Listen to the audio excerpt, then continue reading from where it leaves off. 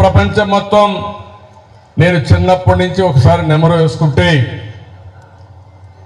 ఆ రోజు ఎడ్ల బండ్ల దగ్గర నుంచి ఈరోజు డ్రైవర్లెస్ కార్ల వరకు వచ్చేసాం. అంటే డెవలప్మెంట్ మనం చాలా వరకు ముందుకు పోగలిగాం. అదే సమయంలో ఒకప్పుడు ఐటీని నేను ప్రారంభించినప్పుడు చాలా మంది ఎగతాళి చేశారు. ఒకప్పుడు ఐటీ అంటే బెంగళూరు ఉండేది, అలాంటిది పోటీ పడి బెంగళూరు హైదరాబాద్ రెండు ఉండాలని హైదరాబాద్ని ప్రపంచ పటంలో పెట్టాం. ఈరోజు మీరు చూస్తే ఇండియాలోనే కాదు ప్రపంచంలో ఎక్కడ పోయినా నలుగురిలో ఒక ఐటీ ప్రొఫెషనల్ ఇండియన్ ఉంటే, ఇంకా నలుగురిలోనే కాదు ముగ్గురులో ఒకరు ఉంటే దాంట్లో ప్రతి ఒక్కరు ముగ్గురులో ఒకరు ఆంధ్రప్రదేశ్ నుంచి వచ్చారు, తెలుగువారు వచ్చారు. ఇది గర్వకారణం. ఇది అయిన తర్వాత ఈరోజు నాలెడ్జ్ ఎకానమీ, ప్రపంచం మొత్తం నాలెడ్జ్ ఎకానమీలో ముందుకు పోయే పరిస్థితికి వచ్చాం. నాలెడ్జ్ ఎకానమీలో ఫార్మా కానీ బయోటెక్నాలజీ కానీ ఏ సెక్టర్ తీసుకున్నా నాలెడ్జ్ ఎకానమీ కూడా ఐటీ బ్యాక్ బోన్గా తయారైంది. ఈ రెండే కాకుండా నేను ఆ రోజుట్లోనే నేను ఒకటి ఆలోచించాను. ఉద్యోగాలు చేయడం కాదు, ఉద్యోగాలు మీరిచ్చే పరిస్థితి రావాలని ఆకాంక్షించా.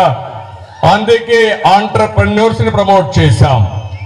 ఈరోజు నేను గర్వంగా చెప్పగలుగుతున్నా, ప్రపంచంలో ఏ దేశానికి పోయినా మన వాళ్ళు ఉద్యోగాలు చేస్తూనే వాళ్ళే పెట్టుబడులు పెట్టి స్లోగా ఆంటర్‌ప్రెన్యూర్గా తయారయ్యారు, స్టార్టప్ కంపెనీలు పెట్టారు, బ్రహ్మాండంగా రాణించే పరిస్థితికి వచ్చారు. ఇక్కడ మనందరం ఒకటే గుర్తుపెట్టుకోవాలి, తెలుగు వారు ఎక్కడున్నా వారికి ఒకే పిలిపిస్తున్నా. నేను భారతీయుణ్ణి, భారతదేశం గొప్ప దేశం, దానికి అగ్రస్థానంలో తెలుగు జాతి ఉండి ముందుకు నడిపించాల్సిందిగా మీ అందరికీ పిలిపిస్తున్నా. ఒకప్పుడు మనం ఆలోచించడం, ఆ ఆలోచన విధానం థింక్ గ్లోబలీ యాక్ట్ లోకలీ. ఇప్పుడు నేను ఇస్తున్నా థింక్ గ్లోబలీ యాక్ట్ గ్లోబలీ. ఎందుకు నేను మాట్లాడుతున్నానంటే లొకేషన్ అనేది సమస్యే కాదు.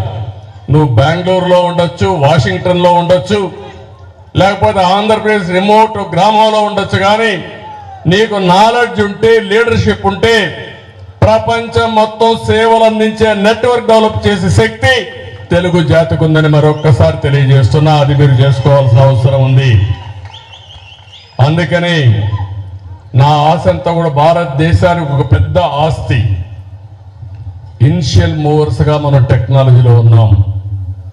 రెండు, రిఫార్మ్ వల్ల పెద్ద ఎత్తున భారతదేశానికి సంపద సృష్టించే అవకాశం, నాలెడ్జ్ ఎకానమీ పోయే అవకాశం వచ్చింది.